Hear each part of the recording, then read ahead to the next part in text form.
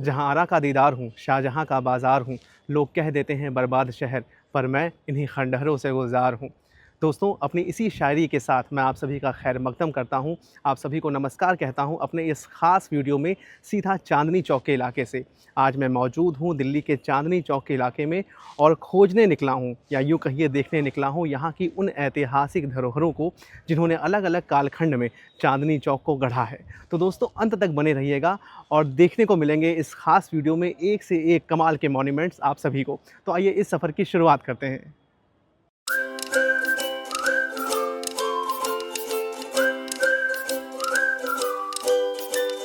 देखिए दोस्तों, चांदनी चौक का यहाँ पर एक तरह से जो पूरा रूट मैप है वो बनाया हुआ है एक पत्थर के ऊपर, और ये PWD और शाहजहानाबाद रीडेवलपमेंट कॉरपोरेशन के सहयोग से इसको लगाया गया है यहाँ पे चांदनी चौक में।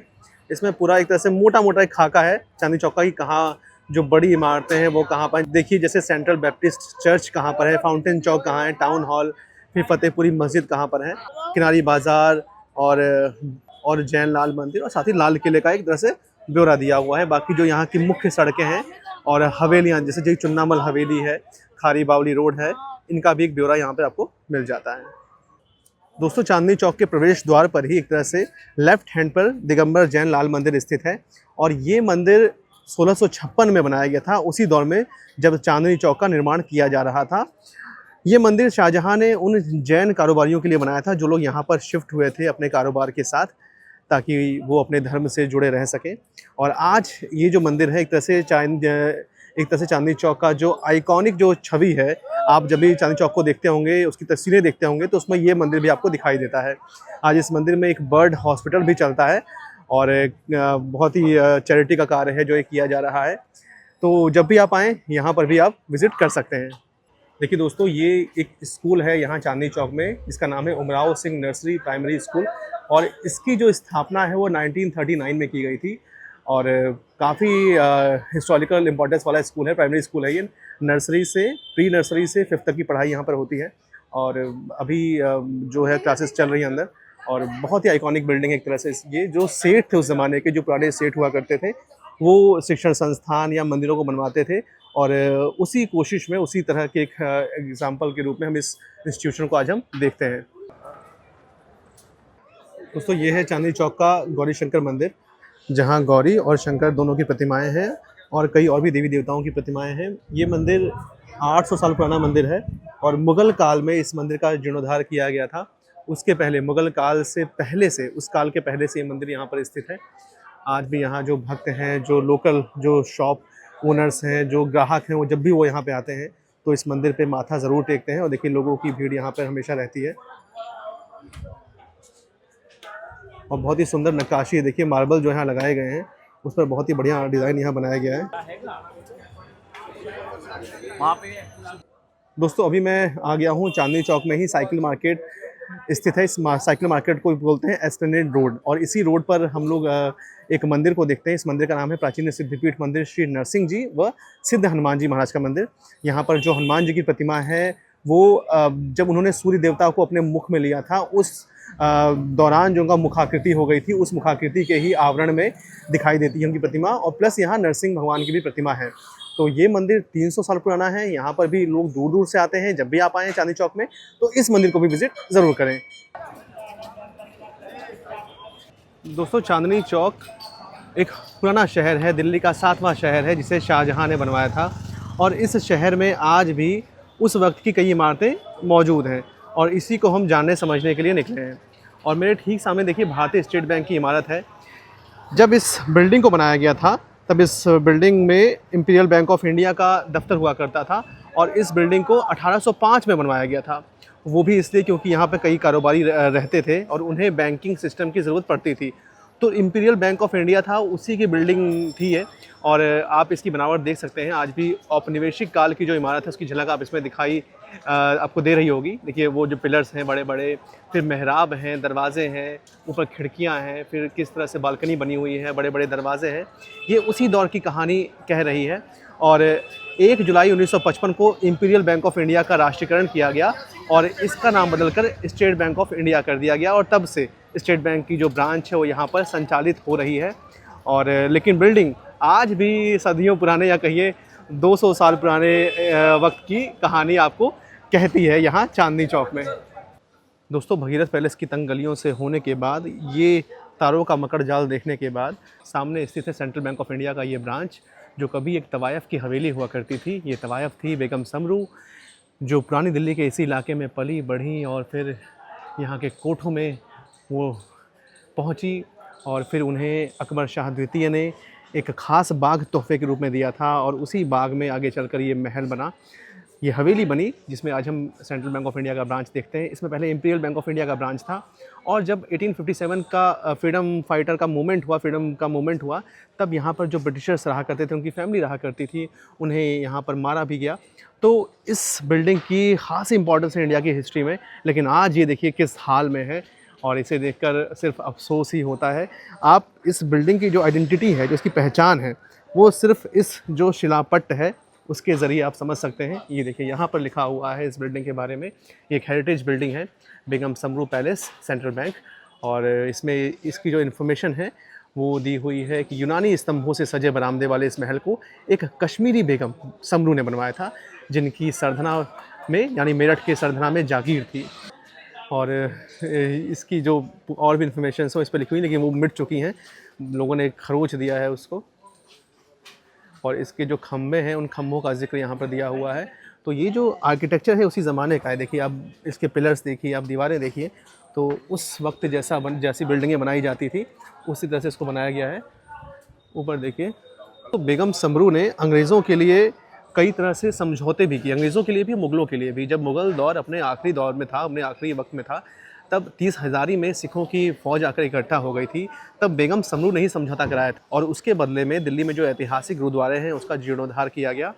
फिर अंग्रेज़ों से भी इन्होंने संधि की, मराठों से भी संधि की, तो इन नेगोशिएशंस में इनकी काफ़ी बड़ी भूमिका रही है। और फिर ये ईसाई बन गई बाद में और मेरठ के सरधना में शिफ्ट हो गई, और आज भी वहाँ पर उनका महल भी है और एक चर्च भी है जो लोग इन्हीं के नाम से भी जानते हैं। चांदनी चौक में स्थित है एक महत्वपूर्ण चर्च, और इस चर्च का नाम है सेंट्रल बैप्टिस्ट चर्च। ये औपनिवेशिक काल का एक प्रमुख गिरजाघर है। इसकी स्थापना बैप्टिस्ट मिशनरी सोसाइटी ने की थी, जो ब्रिटिश ईस्ट इंडिया कंपनी के संरक्षण में भारत में आई थी। सेंट्रल बैप्टिस्ट चर्च को मदर चर्च के नाम से भी जाना जाता है। इसके अंदर आप उर्दू में लिखे गए शब्द देख सकते हैं, जो भारत की विविधता को दर्शाता है। दोस्तों, मेरे ठीक सामने इस वक्त गुरुद्वारा शीशगंज साहिब है, और ये चांदनी चौक का एक महत्वपूर्ण स्थल है, जहाँ पर यहाँ पर आने वाला हर टूरिस्ट, हर यात्री, हर मुसाफिर आना ज़रूर आता है और यहाँ का लंगर भी चखता है। लेकिन इस गुरुद्वारे की कहानी अतीत में बहुत ही दर्दनाक पड़ाव से गुजरी है। जब कश्मीर में कश्मीरी पंडितों का धर्मांतरण किया जा रहा था, तब कृपाराम दत्त के नेतृत्व में कश्मीरी पंडितों का एक दल गुरु तेग बहादुर से मिला, और गुरु तेग बहादुर जी से उन्होंने कहा कि औरंगज़ेब के नेतृत्व में हमारे साथ ऐसा किया जा रहा है, हमारा दमन किया जा रहा है, हमारे ऊपर अत्याचार हो रहे हैं। तब गुरु तेग बहादुर जी ने कहा कि मैं तुम्हारे हक़ की आवाज़ उठाऊंगा, और अगर मैं इस्लाम धर्म कबूल कर लेता हूं तो सभी लोग इस्लाम धर्म कबूल कर लेंगे, यानी सभी हिंदू इस्लाम धर्म कबूल कर लेंगे। तो उन्होंने हिंदुओं के हक़ की आवाज़ उठाई और दिल्ली आने लगे। लेकिन रास्ते में जो संदेश था वो औरंगज़ेब तक पहुँचा और उन्हें गिरफ़्तार कर लिया गया, और उन्हें गिरफ़्तार करके इसी जगह लाया गया जहाँ पर आज ये गुरुद्वारा स्थित है। तब यहाँ पर चांदनी चौक की कोतवाली हुआ करती थी। बगल में सुनहरी मस्जिद है, देखिए वो सामने सुनहरी मस्जिद है, और यहाँ पर उनको कैद रखा गया। उनके सामने भाई मतीदास, भाई सतीदास जी और भाई दयाला जी को यहीं पर शहीद कर दिया गया, और बहुत ही दर्दनाक तरीके से उन्हें शहादत दी गई। भाई मतीदास जी को तख्तों में बांधकर आरे के बीच से चीर दिया गया, और भाई सतीदास जी को रुई में लपेटकर, रुई के फाहे में लपेटकर आग लगा दी गई, जिंदा आग लगा दी गई। सोचिए, आज एक पिन चुभ जाती है हमारे हाथ में तो कितना हमें दर्द होता है, जरा सा उंगली जल जाती तो कितना दर्द होता है, लेकिन वो रुई लगा के पूरे शरीर को आग लगा दी गई, जिंदा आरी में डलवा दिया गया। भाई सतीदास जी को आग लगा दी गई, भाई मतीदास जी को जिंदा आरे से चीर दिया गया, और भाई दयाला जी को उबलते तेल के कड़ाह में डालकर शहीद किया गया। तो ये दर्दनाक कहानी है जो 1675 में इसी जगह की गई, और उसके बाद भी गुरु तेग बहादुर जी नहीं झुके और उन्होंने इस्लाम धर्म कबूल नहीं किया, और उसके बाद उनका जो धड़ है, जो शीश है, उसे कलम करके उन्हें यहाँ शहीद किया गया। और फिर इसके बाद उनका जो शीश है वो भाई जटा जी आनंदपुर साहिब ले गए और वहाँ पर उनका अंतिम संस्कार किया गया। और जहाँ पर उनके शीश का अंतिम संस्कार किया गया वहाँ पर आज गुरुद्वारा शीशगंज साहिब है, आनंदपुर साहिब में ये स्थित है।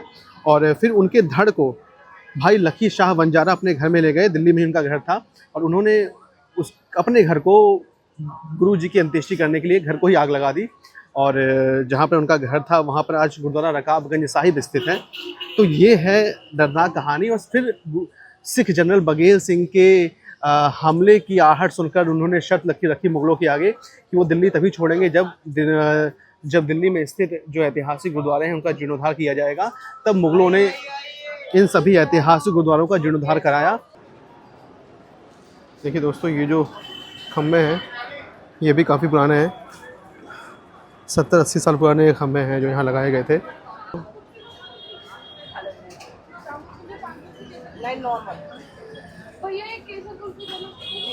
इमारत है, देखिए उसका जो गेट है, गेट कितना दिलचस्प है, कितना क्रिएटिव तरीके से इसको बनाया गया है। और ये पुराने समय की जो है वो बनावट आज भी देखिए आपको दिखाई देगी इसके अंदर। वो जो वही दरवाजे का आकार है और कीलें लगी हुई हैं इन दरवाज़ों के ऊपर। तो ये भी बहुत इंटरेस्टिंग है इसको देखना यहाँ पे इस हाल में। देखिए दोस्तों, ये जो गेट अभी आपने देखा ये एक बिल्डिंग का हिस्सा है, ये भी हेरिटेज बिल्डिंग है यहाँ पर, और इसे महावीर जैन भवन के नाम से जाना जाता है। और इसे बनाया था लाला गोकुलचंद नाहर ने, जो एक मशहूर कारोबारी थे। और इसके बारे में भी एक इन्फॉर्मेशन यहाँ पर दिया हुआ है। और ये भी हेरिटेज बिल्डिंग है। दोस्तों देखिए, चांदनी चौक का एरिया ये दिखाता है कि यहाँ पर कई जैन कारोबारी भी रहे हैं। और ये जो जैन भवन है, ये जो महावीर भवन है, इस महावीर भवन को देखकर भी यही आभास होता है। यहाँ पे आज एक लाइब्रेरी भी चल रही है और ये एक भवन है जिसमें जैन समुदाय से जुड़े हुए कार्य होते हैं। और इनके जो भी गुरुजन आते हैं वो यहाँ ठहरते भी हैं। तो ये है इस भवन का एक दृश्य, बहुत ही सुंदर संरचना है इसकी। 1905 में इसे बनाया गया था। ये देखिए पिलर्स, इसके दरवाजे सब उसी काल के हैं, कुछ भी बदलाव नहीं हुआ है। यहाँ पर एक लाइब्रेरी भी चलती है।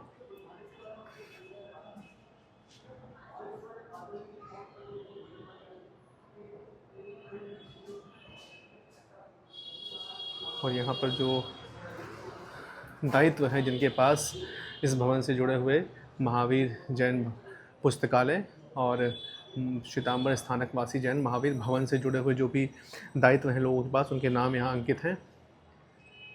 दोस्तों मेरे ठीक सामने एक घंटा घर है, और घंटा घर जिस इमारत पर बना हुआ है ये है दिल्ली का मॉडल टाउन। इस बिल्डिंग को अंग्रेज़ों ने 1866 के दौर में तब बनाया था जब वो नॉर्दर्न इंडिया में रेलवे का भी एक्सपेंशन कर रहे थे। और दिल्ली में प्रशासनिक ढांचे को मजबूत करने के लिए उन्होंने इस बिल्डिंग को बनाया था। यहाँ पर दिल्ली म्यूनिसिपल कमेटी का काफ़ी वक्त तक ऑफिस भी रहा। फिर आज़ादी के बाद 1951 में इस बिल्डिंग को असुरक्षित घोषित कर दिया गया था, लेकिन फिर भी यहाँ नॉर्दर्न म्यूनिसिपल कॉर्पोरेशन जो दिल्ली का था उसका ऑफिस चलता रहा बहुत दिनों तक। अभी ये बिल्डिंग बंद है और यहाँ पर कोई भी कामकाज नहीं होता है। लेकिन सामने देखिए, सामने स्वामी श्रद्धानंद की का स्टैचू है, और ये बहुत ही महान विभूति हैं। इन्होंने न सिर्फ आर्य समाज के लिए कार्य किया बल्कि हरिद्वार में गुरुकुल कांगड़ी विश्वविद्यालय की कांगड़ी नाम के गांव में इन्होंने उसकी शुरुआत भी की थी। और इस विश्वविद्यालय को हम आज भी वहां पर देखते हैं। इस विश्वविद्यालय को बाद में शिफ्ट कर दिया गया था जौलापुर के पास। तो ये महान विभूति की प्रतिमा है इस मॉडल टाउन की इमारत के सामने, जो आज भी चांदनी चौक के एक गुजरे हुए दौर की कहानी हमें बता रही है। दोस्तों चांदनी चौक में कई हेरिटेज बिल्डिंग्स हैं, और उसी हेरिटेज बिल्डिंग की लिस्ट में एक हेरिटेज बिल्डिंग मेरे ठीक सामने है। ये है बागवानी मस्जिद। इसे भी मुग़ल काल की इमारत माना जाता है। ऐसा कहा जाता है कि शाहजहां के दौर में जब उनका दौर एकदम पीक पर था तब इस मस्जिद को बनाया गया था।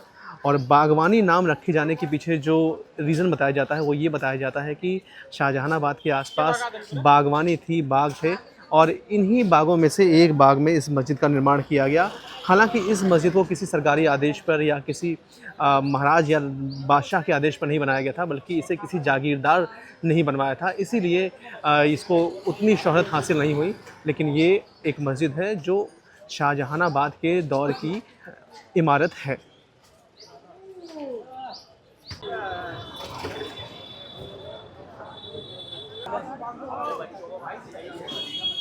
दोस्तों अभी मैं आ चुका हूँ शाहजहानाबाद के बल्ली मरान इलाके में। और बल्ली मरान इलाका खासा महत्व रखता है शाहजहानाबाद यानी चांदनी चौक के इतिहास में। दरअसल जब शाहजहानाबाद का निर्माण हुआ था तब यहाँ नहरें और जलाशय हुआ करते थे और इन नहरों में नावें चला करती थी और उन नावों में जो लोग बल्लियाँ चलाते थे वो दरअसल यहाँ पर रहा करते थे और इसीलिए इस जगह का नाम बल्ली मरान पड़ गया उन लोगों के रहने की वजह से। ऐसा भी कहा जाता है कि यही लोग नावों को बनाने का भी कार्य करते थे। तो ये है बल्ली मरान की कहानी। और आज यहाँ पर जूते का, चप्पलों का और सनग्लासेस हो, चश्मे हो, उनका कारोबार होता है। उनकी काफ़ी शॉप्स हैं यहाँ पर और खासी बड़ी मार्केट है ये। मेरा नाम शाकिर खान है और मैं बल्ली मारान का ही बाशिंदा हूँ। मेरा घर भी जो है वो कटरा आलमबाग में है, जिसका पहले नाम पड़ा खंडू की पकड़। वहाँ अखाड़ा हुआ करता था और उस समय हिंद और उस समय जमा वहाँ कुश्ती यहाँ लड़ते, जहाँ आज मेरा मकान है। और हाजी सम्मन रईस आजम के नाम से जो मशहूर थे, उनकी हलवाई की दुकान थी। वहीं पर ये जितने भी ये पहलवान आते थे, अकरम, असलम, भोलू, गामा, ये कुश्तियाँ लड़ने के बाद यहाँ पे आके हलवाई की दुकान पर थाल भर भर के जो है मेवे वगैरह खाते और बाल्टियाँ मुंह से लगा के दूध वगैरह पीते थे। ये हमने जो है अपनी आंखों से देखा है यहाँ बल्ली मारान में। यहीं मेरे घर के एकदम पीछे गालिब साहब है, जो कि हिंदुस्तान या दुनिया के मशहूर शायर हुआ है। यार अब वो न समझे न समझेंगे मेरी बात, कहते हैं कि गालिब का है अंदाज़े बयां। और तो गालिब साहब मेरे बिल्कुल घर के पीछे ही जो है उनका संग्रहालय बना हुआ। कब्र तो उनकी निजामुद्दीन में, लेकिन संग्रहालय उनका मेरे घर के एकदम पीछे ही बना हुआ है। रही बल्ली मारान की बात, बल्ली मारान में लाइटें तक की नहीं थी। स्ट्रीट लाइट जिसे कहते हैं वो नहीं होती थी। चिमनी टाइप की जो है लालटेनें जलती थी, जिसमें सुबह के टाइम वो आदमी तेल भर के जाता था और शाम को जला के जाता था। वो जलती हुई सुबह जो है फजर के टाइम अपने आप बंद हो जाती थी, इसलिए उसके अंदर तेल डाल के हो जाता था। स्ट्रीट लाइट का काम वही चिमनियाँ करती थी। लाइटें बहुत कम थी। अब हर घर में जो है वो कूलर, पंखे कुछ नहीं है। हाथ का बेना जो होता है जलने वाला, उसी का गर्मी में उसी में जो है, नहीं तो बाहर रोडों पे आके जो है लोग बात सो जाते थे। शटर नहीं होते थे किसी दुकानों में, लकड़ी के वो दरवाजे फट्टे जो है फट्टों में वो हुआ करता था। और आए दिन तो यहाँ कर्फ्यू लगते रहते थे, दंगे होते थे। हाँ, जब देखो जब यहाँ पे जो है फसाद, यानी ये गली कासिम जान जो है जहाँ गालिब साहब कुश्ती संग्रहालय है अंदर, वहाँ कोने के ऊपर हमेशा छावनी ही बनी रहती थी। मतलब पुलिस इतनी होती थी तादाद से ज़्यादा, क्योंकि आए दिन झगड़े फसाद ये वो। तो बल्ली मारान एक गढ़ होता था। जैसे जामा मस्जिद में लड़ाई झगड़े ज़्यादा होते हैं, वैसे बल्ली मारान में जो लड़ाई झगड़े ज़्यादा हुआ करते थे, इस वजह से छावनी बनी रहती थी। अब नहीं होता अब तो खुदा का शुक्र है, अब बिल्कुल शांत वातावरण है, हर तरीके की खुशहाली है। लेकिन थोड़ा भीड़ भाड़ बढ़ गई है। हाँ, भीड़ में तो चश्मे की, चूड़ी की और जूते चप्पल की होलसेल की मार्केट बन गई है। इसलिए बाहर का कस्टमर जो बहुत आता है यहाँ खरीदारी करने के लिए। और इसके साथ साथ अब तो लहंगों की भी मार्केट हो गई है। दोस्तों ये है गालिब की हवेली, जहां उन्होंने अपने जीवन के आखिरी 9 साल बिताए हैं और 1860 से 1869 के उस दौर में वो यहाँ रहे और 1869 में यहीं पर मुफलिसी के दौर में उनकी मृत्यु भी हुई। ये दरअसल एक हकीम की हवेली थी और हकीम ने गालिब को इस हवेली को रहने के लिए दिया था और गालिब की मृत्यु के बाद इस हवेली पर अलग तरह से कब्ज़े हो गए, लोगों ने इसको इस अलग अलग तरीके से इस्तेमाल किया। लेकिन 1988 में जब नसीरुद्दीन शाह का सीरियल आया गालिब, मिर्ज़ा गालिब, जिसे गुलजार ने बनाया था, उसके बाद प्रशासन और सरकार की एक तरह से नींद खुली और इसको एक तरह से जो अतिक्रमण था उससे मुक्त कराया गया। आज भी जो उस दौर की हवेली थी 1860 के दौर की, उसका सिर्फ 25% हिस्सा ही गालिब की हवेली या म्यूज़ियम कह लीजिए, म्यूज़ियम के रूप में संरक्षित किया जा सका है। बाकी हिस्से में आज भी लोगों के घर बने हुए हैं, आप देख सकते हैं। ये देखिए, ये यहाँ पे बंद किया गया है इसको पूरा। तो ऐसे ही बाकी हिस्से में हवेलियाँ नहीं हैं, बाकी हिस्से में लोगों के घर हैं, ऊपर गेस्ट हाउस है एक हिस्से में, और इतने हिस्से में, इतने परिसर में ऊपर का हिस्सा जो है वो बस खाली है। बाकी पूरा हिस्सा आज भी इस्तेमाल हो रहा है निजी प्रॉपर्टी के रूप में। और गालिब जो थे उनका कहीं भी अपना कोई निवास नहीं था, वो पैदा हुए ननिहाल में और अलग अलग जगह रहे, वो लोगों की ही हवेली में रहे। किसी न किसी की हवेली थी जो किसी न किसी की हवेली थी जिन्होंने उनको रहने के लिए दिया था।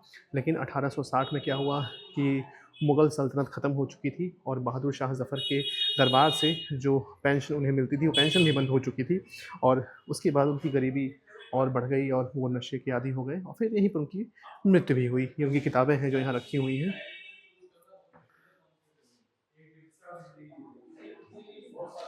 ये उनके बर्तन हैं जो यहाँ रखे हुए हैं।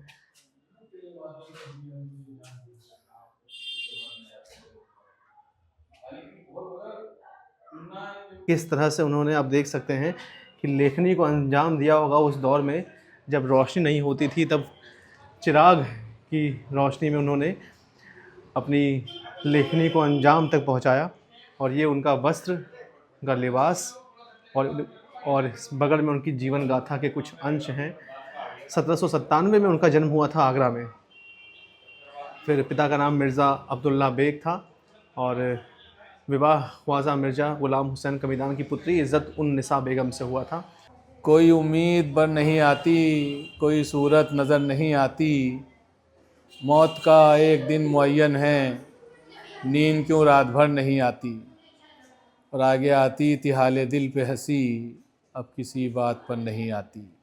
और हम वहाँ हैं जहाँ से हमको भी कुछ हमारी ख़बर नहीं आती, और मरते हैं आरज़ू में मरने की, मौत आती है पर नहीं आती। और आह को चाहिए एक उम्र असर होने तक, कौन जीता है तेरी जुल्फ़ के सर होने तक।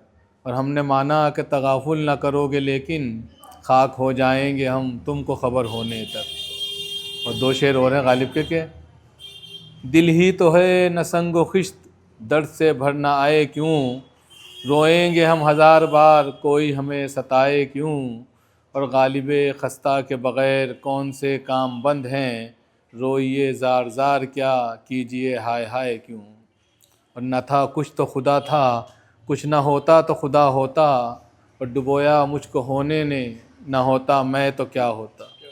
और हुई मुद्दत के गालिब मर गया पर याद आता है, वो हर एक बात पे कहना कि यूँ होता तो क्या होता। दोस्तों, मैं एक ऐसी लाइब्रेरी में मौजूद हूँ जहाँ पर अकबरनामा की ओरिजिनल कॉपीज़ रखी हुई हैं, चरक संहिता, भृगु संहिता रखी हुई है। इस लाइब्रेरी का नाम है Hardayal municipal heritage public library और ये चांदनी चौक में स्थित है। इस लाइब्रेरी की शुरुआत 1862 में हुई थी और तब इसे लॉरेंस इंस्टीट्यूट लाइब्रेरी के नाम से जाना जाता था। 1916 में ये इस बिल्डिंग में शिफ्ट हुआ। इससे पहले ये टाउन हॉल की बिल्डिंग से चला करता था और जब ये यहाँ शिफ्ट हुआ तो इसका नाम हार्डिंग म्यूनिसिपल पब्लिक लाइब्रेरी रखा गया और ये नाम तब के वायसराय लॉर्ड हार्डिंग के नाम पर रखा गया था। लेकिन आज़ादी के बाद इसे लाला हरदयाल के नाम से जाना गया, जो गदर पार्टी के संस्थापक थे। और आज यहाँ पर 1,70,000 पुस्तकें हैं, 8,000 रेयर बुक्स शामिल हैं और वो रेयर बुक्स हर किसी के लिए अवेलेबल नहीं होती हैं। वो कभी कभी परमिशन के साथ उनको खोला जाता है, वरना उनको दिखाने की भी मनाही है आम लोगों को। तो ये कमाल की लाइब्रेरी है दोस्तों, और ये पुस्तक प्रेमियों के लिए एक तरह से गोल्डन ख़जाना है। अगर आप बुक लवर हैं तो इस जगह आपको ज़रूर आना चाहिए। दोस्तों, मैं मौजूद हूँ फतेहपुरी मस्जिद में और ये मस्जिद पुरानी दिल्ली में चांदनी चौक के इलाके में, चांदनी चौक के पश्चिमी छोर पर स्थित है, यानी लाल किले के ठीक सामने। और ये मस्जिद जामा मस्जिद के बाद दिल्ली की दूसरी सबसे बड़ी मस्जिद है। इस मस्जिद का नाम फ़तेहपुरी मस्जिद रखा गया। दरअसल फ़तेहपुरी बेगम मुग़ल सम्राट शाहजहाँ की एक पत्नी थी और ये जो इनकी पत्नी थी ये फ़तेहपुर सीकरी से थी और उन्हीं के नाम पर इस मस्जिद का नाम फ़तेहपुरी मस्जिद रखा गया। ऐसा कहा जाता है कि इस मस्जिद को लगभग 1650 ईस्वी में बनाया गया था। ये भी लाल बलुआ पत्थरों से बनी हुई मस्जिद है और इसमें पारंपरिक मुग़ल वास्तुकला की झलक दिखाई देती है। इसमें मुख्य प्रार्थना हॉल में 7 मेहराबें हैं। देखिए आपको 7 मेहराबें आगे दिखाई दे रही हैं। एक मुख्य गेट और 3 इस तरफ, 3 लेफ़्ट, 3 राइट। मस्जिद के अग्रभाग पर 2 मीनारें भी हैं और चारों तरफ मदरसा और आवासीय कोठरी जैसी संरचनाएं मौजूद हैं आज भी। यहाँ एक बात मैं और बता दूं कि 1857 की क्रांति के बाद अंग्रेज़ों ने जामा मस्जिद और फ़तेहपुरी मस्जिद दोनों मस्जिदों में एक तरह से नमाज पर प्रतिबंध लगा दिया था। अंग्रेज़ों को ये लगता था कि 1857 का जो रिवॉल्ट हुआ है इसमें मुस्लिमों का बहुत बड़ा योगदान है, इसीलिए उन्होंने इन दोनों मस्जिदों को पूरी तरह से बंद कर दिया था और जो जामा मस्जिद थी उसे एक तरह से अस्तबल बना दिया गया था और इस मस्जिद को ऑक्शन के लिए रखा गया था, इसे नीलाम कर दिया गया था। और तब सेठ चुन्नामल ने, जो दिल्ली के बहुत बड़े रईस थे, उन्होंने इस मस्जिद को लगभग 19,000 रुपये में ख़रीदा था और उन्हीं के प्रयासों से इस मस्जिद को बचाया भी जा सका और आज आप इस मस्जिद को जिस रूप में भी देख रहे हैं उसमें बहुत बड़ा योगदान, या यूँ कहिए कि सबसे बड़ा योगदान राय चुन्नामल का ही रहा है। और दोस्तों एक बात और जान लें कि जामा मस्जिद को अस्तबल बनाया गया और उस मस्जिद को बचाया गया भोपाल की बेगम के प्रयासों से। फिर से वहाँ नमाज हुई और मुस्लिम समुदाय को उस मस्जिद को वापस दे दिया गया और इसी तरह इस मस्जिद को 1877 में अंग्रेज़ों ने राय चुन्नामल से वापस ख़रीदा और मुस्लिम समुदाय को दे दिया। अंग्रेज़ों ने जब राय चुन्नामल से इस मस्जिद को लिया तो उसके बदले उन्होंने उन्हें 4 गांव भी दिए थे और ये जो फ़ैसला हुआ, ये जो बदलाव हुआ, ये दिल्ली दरबार के दौरान हुआ था। 1857 के बाद अंग्रेज़ों ने इस कदर जो मुस्लिम समुदाय था उनके ऊपर जो जुल्म ढाया था उसकी एक तस्वीर मैं आपको बताता हूँ। अकबराबादी मस्जिद थी यहाँ पर एक, उसे अंग्रेज़ों ने पूरी तरह नष्ट कर दिया था और वो मानते थे कि वहाँ पर जो क्रांतिकारी गतिविधियाँ हुई उसका वो केंद्र था वो मस्जिद, तो इसीलिए उसको पूरी तरह से ध्वस्त कर दिया गया और मुस्लिमों को पुरानी दिल्ली के इस इलाके से निकाल कर बाहर कर दिया गया था और बाद में फिर इन्हें यहाँ पर बसने की अनुमति दी गई थी। देखिए मस्जिद के ऊपर कितनी सुंदर नक्काशी है। दोस्तों फ़तेहपुरी मस्जिद के बाईं ओर खारी बावली है और यहाँ पर ड्राई फ्रूट्स, मसाले, इनका कारोबार होता है। बहुत बड़ी संख्या में बहुत बड़ा कारोबार होता है, दूर दूर से लोग इसको ख़रीदने के लिए आते हैं। दोस्तों ये है चांदनी चौक का लाला लाजपत राय मार्केट और इसे 1947 में तब बसाया गया था जब पाकिस्तान से बड़ी संख्या में शरणार्थी भारत में आए थे। और ये जो मार्केट है ये लाला लाजपत राय के नाम पर है। इनका जन्म 1865 में 28 जनवरी के दिन पंजाब के मोगा ज़िले में हुआ था।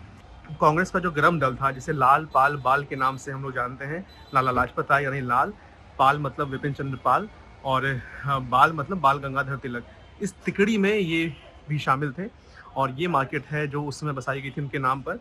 और जब साइमन कमीशन भारत आया तब लाला लाजपत राय ने साइमन गो बैक आंदोलन का नेतृत्व किया था और उसी में उन पर जो लाठीचार्ज हुआ लोगों पर, उसमें वो घायल हुए, लाठीचार्ज में उनकी मौत हो गई और फिर उन्हीं की मौत का बदला लेने के लिए भगत सिंह ने साथियों के साथ असेंबली में बम फेंका था। दोस्तों बेसिकली ये एक इलेक्ट्रॉनिक मार्केट है और आप इसकी दीवारों को, इसके पिलर को देखकर अंदाज़ा लगा सकते हैं कि ये किस दौर में बना हुआ है। ये दोस्तों मार्केट का जो ऊपरी हिस्सा है, जो गार्टर पट्टी आप देख रहे हैं, ये उसी ज़माने के हैं और आज जो बिल्डिंगें बनती हैं वो इससे बहुत अलग बनती हैं, बट ये क्योंकि उस दौर में बनाया गया था जब देश आज़ाद हुआ था तो इसे उसी तरह से बनाया गया था, उस दौर के हिसाब से बनाया गया था। और यहाँ देखिए दीवारों पर घंटियाँ बनाई गई थी जो एक तरह से भारतीय संस्कृति को प्रतिबिंबित करती हैं।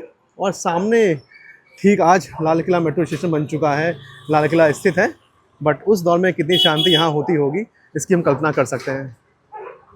तो दोस्तों अगर आपको ये सभी जगहें घूमनी हैं तो आप आ सकते हैं चांदनी चौक के मेट्रो स्टेशन पर और यहाँ से एग्ज़िट करिए गेट नंबर 1 से या किसी दूसरे गेट से, आप पहुँच जाएंगे सीधा चांदनी चौक और घूम लेंगे इन सभी जगहों को एक साथ। चांदनी चौक का मेट्रो स्टेशन है और यहाँ पर गेट नंबर 1 आपको लेकर जाएगा Delhi railway station, cloth market, novelty, सदर बाज़ार, टाउन हॉल, खारी बावली और मिठाई पुल की तरफ। दोस्तों मैंने आपको सिर्फ गिनती की जगहें भले दिखाई हों, लेकिन चांदनी चौक का जो पूरा एरिया है वो कई हिस्टोरिकल प्लेसेस से भरा हुआ है, कई इंटरेस्टिंग प्लेसेस से भरा हुआ है।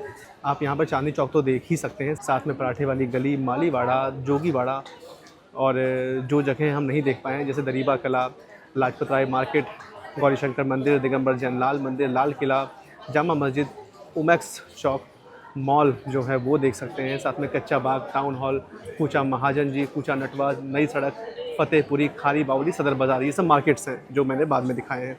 तो ये सभी जगहें आप यहाँ पर विज़िट कर सकते हैं और सभी जगहें आपके किसी न किसी काम में तो हैं ही और किसी न किसी रूप में आपको पसंद भी आएंगी।